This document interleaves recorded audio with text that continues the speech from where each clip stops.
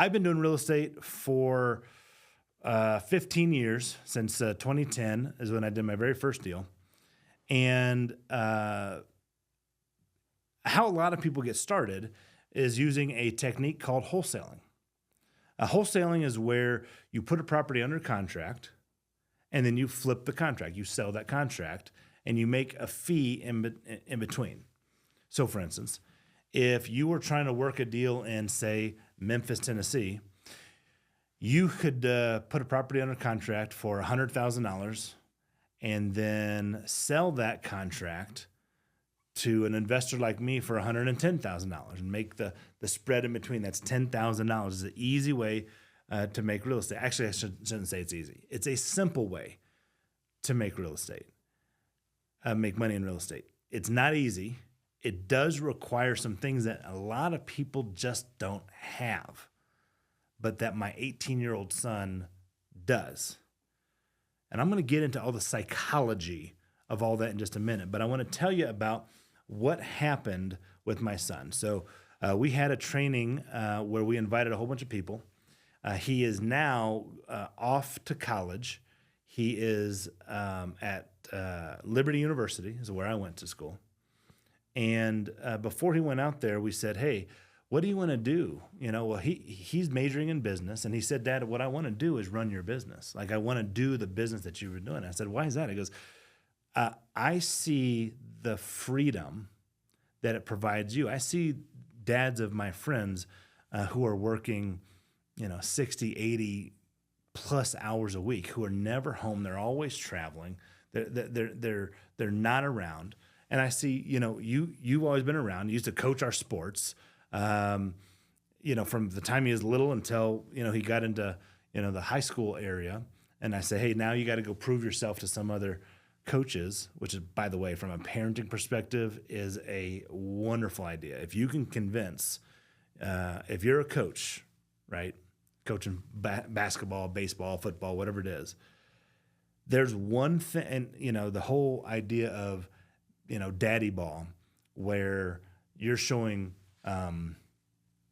favoritism to the coach's kid. Oh, the coach's kid, he's always pitching and he's always hitting first, right? Well,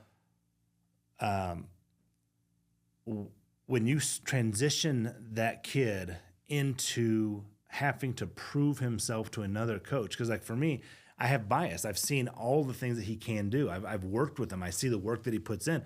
And so part of the reason why Daddy Ball even exists is that coach sees what the potential of that kid and may not see the potential of other kids.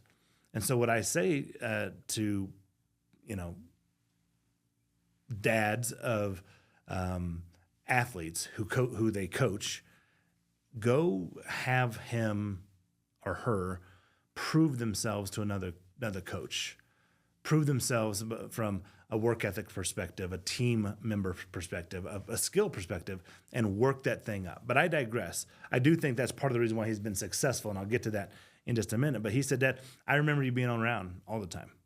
I then also remember you taking us to private school, having us play club sports, going on amazing vacations. We did we flew first class to Hawaii, and then did a cruise around Hawaii for over a week. Like, I think it was an 8-day cruise. He's like, that's amazing, right? I spent $50,000 on that one trip, that 1 week. And he recognizes, wait a second, a lot of my friends, the families of my friends can't really do that. They've got two, mom and dad, working, where dad, it's just you working. You're providing all this stuff, and doing so in a part-time manner, nights, weekends, margins of the day, right?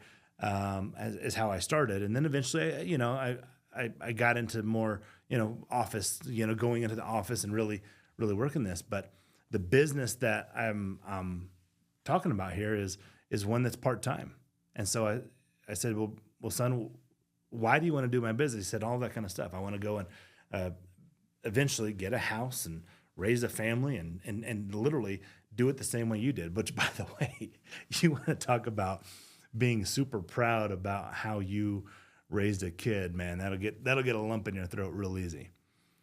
But I said, but son, you're going off to college. Like, are you sure you want to do that? He said, yeah. Can we set it up so that my schedule is such that I can still do this business? I said, well, yeah, we can do that.